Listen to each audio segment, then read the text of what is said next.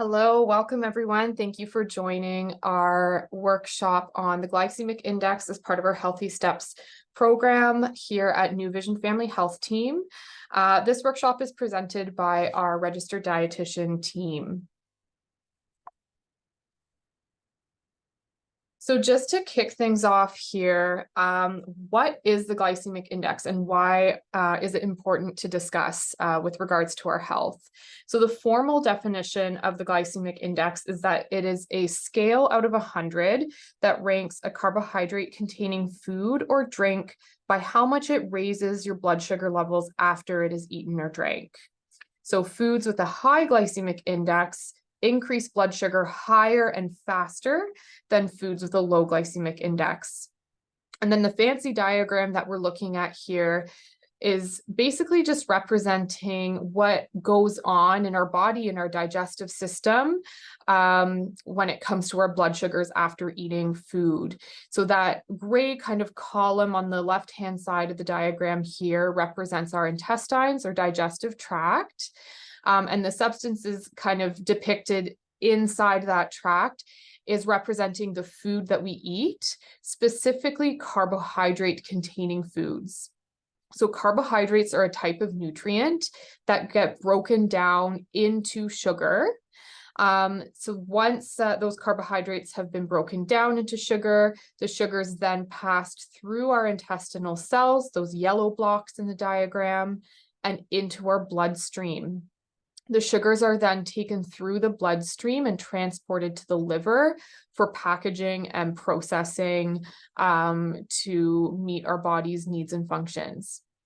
So just to note, this is a completely normal, expected, and necessary process in the body. Sugar is our body's main fuel source. So our organs, everything in our body requires sugar for functioning. When it comes to our blood sugar levels, this only becomes an issue when too much sugar gets built up in our bloodstream. So this may be relevant for those of us who have diabetes, type 1 or type 2, or pre-diabetes. And the glycemic index is a concept, like this definition describes, that talks about how quickly those carbohydrate-containing foods become sugar in the blood, therefore kind of representing how likely that sugar is to kind of build up in our bloodstream. Okay, so this is another way of looking at it. So for the visual here, we're looking at two different graphs. On the left-hand side, this graph, we can see a kind of sharp spike or peak and then a sharp decline, whereas the graph on the right-hand side is more of a slow and steady increase and decline. These graphs are representing what our blood sugar levels might be doing after eating carbohydrate-containing foods. So the graph on the left-hand side represents what our blood sugar levels might look like after eating a high glycemic index food. So we can see that quick increase in blood sugars, and that peak point that our blood sugars increase to is more likely to be up above the maximum desirable blood glucose levels, versus on the right-hand side there, where we're looking at low glycemic index foods. That increase in our blood sugar happens more slowly and steadily, and the peak point does not increase past the maximum desirable blood glucose level. So why is this relevant? Why is this important? Studies have shown that there are many health benefits to including more foods in our diet that are low glycemic index versus the high glycemic index options. Some health benefits include controlling our blood sugar levels. It's also been shown to improve cholesterol levels, increase or sustain our energy levels better, Lower glycemic index foods help us to feel more full and satisfied after meals and to stay feeling full and satisfied for longer. And then we can also help to reduce the risk of heart disease with lower glycemic index foods.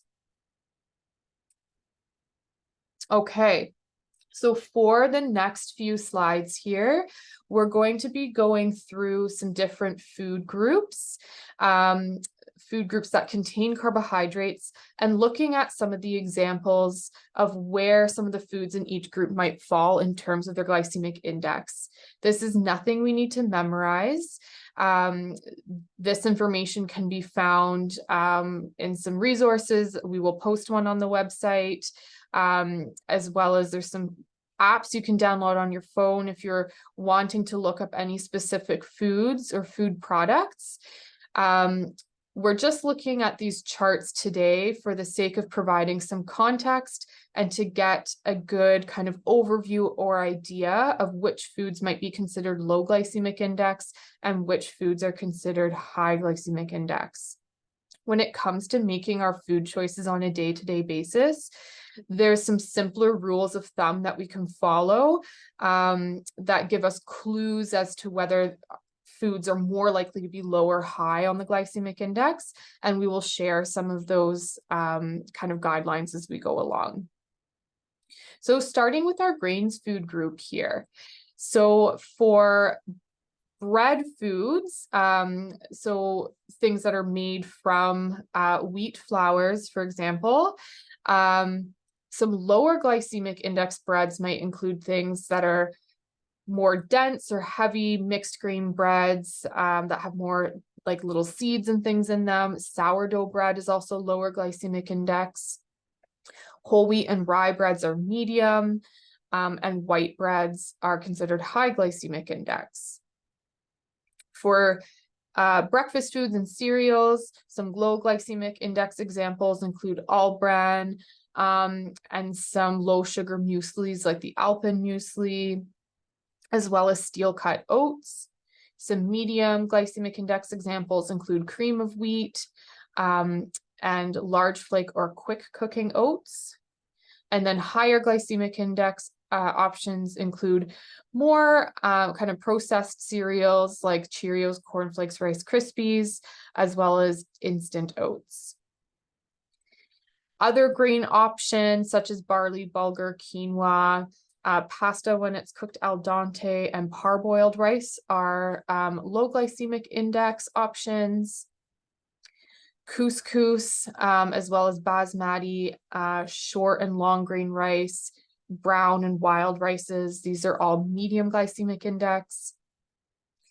And instant rice, jasmine, and sticky rice, these are all higher glycemic index grains. So one of those kind of rules of thumb here, we might have noticed a theme here, essentially with our grain foods. One thing that we can keep in mind is the less processed the food is, and the higher in fiber the food is, the more likely it is to be a lower glycemic index choice. And we can see that here by this chart. We see those denser whole grain, mixed grain breads and boiled to cook grains. These are all lower glycemic options, whereas the white flour versions, the more refined options, tend to be higher in the glycemic index, so they spike our blood sugars a little bit more quickly. For our starchy vegetables, some low glycemic index options include sweet potato and winter squash. Medium include corn, as well as red, white, and yellow potatoes. And higher glycemic starchy vegetables include russet or baking potatoes, and those boxed mashed instant mashed potatoes. Just to note here, the reason we're looking at starchy vegetables only in this category is because out of all of our produce or vegetables anyways, our starchy vegetables are the ones that contain carbohydrates.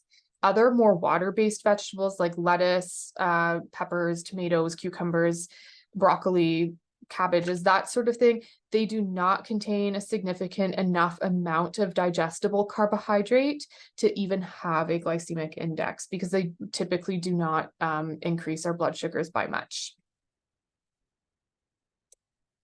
Okay, moving on to fruits. I'm not going to read off every single fruit in this chart here. More so, I'm just going to point out that most fruit choices are low or medium glycemic index, which means that eating fruit typically will raise our blood sugars more slowly and steadily in that more desirable pattern versus high glycemic index. Also interesting to note here is that even for the fruits that are considered high glycemic index, like an overripe banana or watermelon, in order for the testing process to designate a glycemic index number or assign a number or a value to a food, the testing process involves taking a 50-gram sample and 50 grams of sugar from the food sample. So for something like watermelon, you'd have to be eating a lot of watermelon to get 50 grams of sugar from that. So even though it is technically a high glycemic index food, just in terms of the quantity or the amount of sugar that you would be getting from a more realistic portion size, it's likely not actually going to spike your blood sugars all that high. To give some context, a standard serving size of watermelon, according to Canada's Food Guide, has closer to 6 grams of sugar in it. So not likely to increase our blood sugars a whole ton compared to that 50-gram sample size that's used to determine what the glycemic index is. Okay, so protein foods here for our next category. Similar to our vegetables, most protein foods don't contain carbohydrates. So that's why this chart is looking a little bit sparse here. Things like meat, poultry, fish, eggs, nuts and seeds, soy-based foods, none of these protein options contain carbohydrates or not enough carbohydrates to be assigned a glycemic index. The exception in this food group is our dairy and alternatives, and certain meat alternatives like our pulses, beans and lentils. These foods do contain some naturally occurring carbohydrate, therefore they do have a glycemic index. However, we can see that for both of these foods, that both dairy and the beans and lentils, they are for the most part low glycemic index options. The exception is maybe some kind of ready-made pea or lentil soup, and that which is a medium glycemic index, and then rice milk has a higher glycemic index. So here are just a few food swap ideas now that we've kind of combed through and looked at the glycemic index of some common foods. So generally speaking, if we're choosing whole fruits to eat instead of drinking fruit juice, this will be a lower glycemic index choice. So eating a whole fruit will increase our blood sugar more slowly and steadily versus drinking a glass of juice is more likely to cause that sharp spike in our blood sugar after. For breads, like we discussed earlier, the less processed, the closer that flour is to its whole form, the more likely it is to be a lower glycemic choice. So reading our labels when choosing a bread, checking that ingredients list. Is the first ingredient listed as being a whole grain flour? Or does the first ingredient say something like bleached or unbleached or enriched flour? Those last three options would indicate it's more likely to be a white flour being used, and therefore will have a higher glycemic index. For other grains, like our boiled to cook grains like rice, choosing, again, whole grain, higher fiber, these options will have a lower glycemic index than something like a white rice. Okay.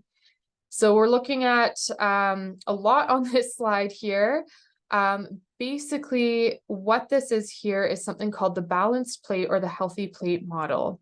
And I'll explain in a moment why this is relevant to the glycemic index. Essentially, though, the balanced plate is a guideline for how to set up our plate at mealtime. We can see that it's encouraging at least 3 food groups on the plate. For lunch and dinner, it's encouraging those food groups be in the proportions of filling half of our plate with vegetables, a quarter of our plate with protein foods like fish, meat, poultry, beans and lentils, nuts and seeds, dairy, eggs, soy-based foods. And then the remaining quarter of our plate would be for our whole grains and starches. For breakfast, the plate can be divided closer to being in thirds for the proportions, where a third of our plate is those protein foods, another third of the plate can be those whole grains or starch foods, and the remaining third can be either fruit or vegetables. For some people, it's just more common to eat our fruit at breakfast time. So the purpose of the balanced plate, for one, it does, if we're roughly following this on a day-to-day basis, it does ensure that we're getting the proper nutrients that we need in adequate amounts, because our different food groups do contain different key nutrients. So if we're eating them in these proportions, we're likely probably meeting all of our nutritional needs. How this relates to the glycemic index is that along with what type of carbohydrate food we're choosing and whether that has a low or high glycemic index, another aspect that can affect how quickly our blood sugars rise after eating those carbohydrate containing foods is what else we're eating those carbs with. Notably, other nutrients like protein, fiber, and fats actually help to slow down the digestion and release of sugar into our bloodstream after eating those carbohydrates. So, for example, if we're eating a slice of white bread, for example, as we learned earlier, that is a higher glycemic index food choice. If we eat it by itself, we're likely to see our blood sugar levels respond in a way that is probably close to what the graph in the bottom right-hand corner here, that red line on the graph, that would be that higher glycemic index kind of blood sugar response. Versus if we maybe have an egg with that slice of white bread, maybe some avocado, we're getting some good protein from that egg, and we're getting some good fat and fiber from that avocado. Even though the amount of carbohydrate is the same, the type of carbohydrate we're choosing is the same, it's still a piece of white bread. Even though we're eating the same thing, now we're including those protein, fat, and fiber sources along with it. Our blood sugar response might look more like the yellow curve on the graph down at the bottom there. Okay, so that's the relevance of the balanced plate.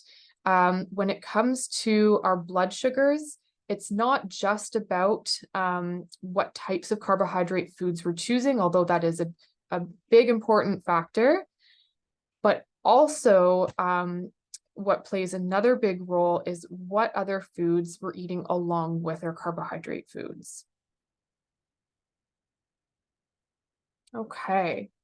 So just to summarize some of the tips that we've covered so far, so like we saw, choosing whole fruits over fruit juice can help with having a lower glycemic index in terms of our choices there. The less processed a food is, so the closer it is to its whole form, the more likely it is to be lower glycemic index. Choosing dense grainy breads more often than white. Choosing traditional muesli, hot oatmeal, especially made with those steel cut oats instead of instant oats. That would be a lower glycemic index swap.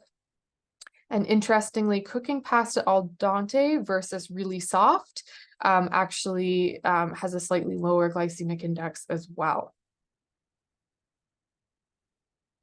And then just some more ideas here.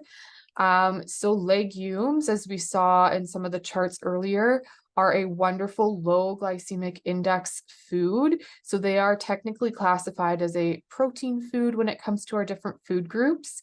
But as we learned, they do have some carbohydrate in them. They do have some starches in them that do get broken down into sugar.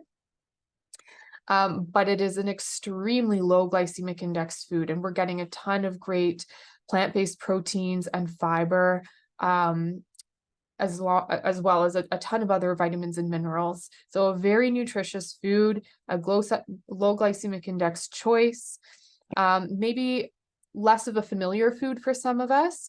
If you are looking to explore some recipes that incorporate more beans and lentils, I often recommend the lentils.org or pulse.org websites. They both have great expansive recipe databases.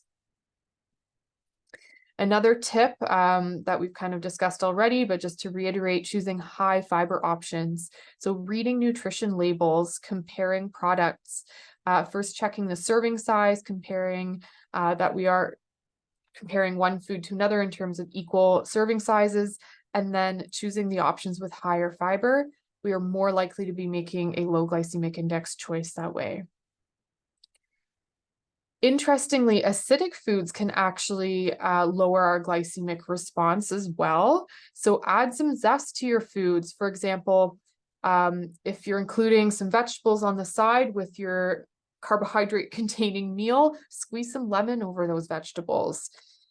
Similarly, with a side salad, use a vinaigrette-based dressing. For breakfast time, add some yogurt to your cereal or oatmeal. These acidic foods will have a small impact in terms of lowering that glycemic response a little bit. The last point on this slide here, practicing mindfulness. This is just referring to the fact that, of course, even when making mostly low glycemic index choices, the quantity of food that we're eating still makes a difference. So in terms of portion sizes, everybody's different. Everybody's needs are different. So there's some tips here on the slide to help you figure out what portion sizes might be right for you. If you practice eating more slowly and mindfully, reflecting on what your hunger and fullness levels are before, during, and after your meal, you can learn over time what portions of different foods, depending on your different hunger levels from day to day, will do the trick for you.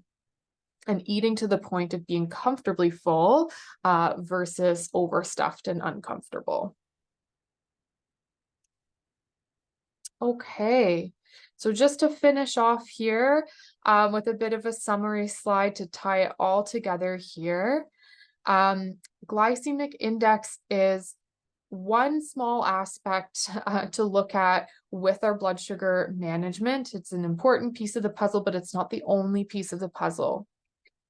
So to summarize here, I'd like to kind of recap that there are multiple things that affect our glycemic response after eating. Number one being when we eat. So what does our meal spacing look like? That's what the graph on the slide here is referring to. For proper blood sugar balance, ideally for most people, what would be best is an eating pattern that looks like maybe 3 meals a day spaced 4 to 6 hours apart, snacks in between if needed.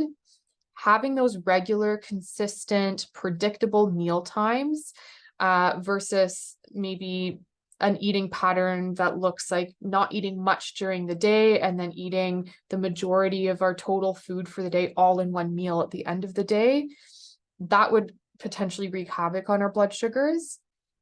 That, like I said, regular, consistent, predictable meal spacing is what leads to better balanced blood sugars.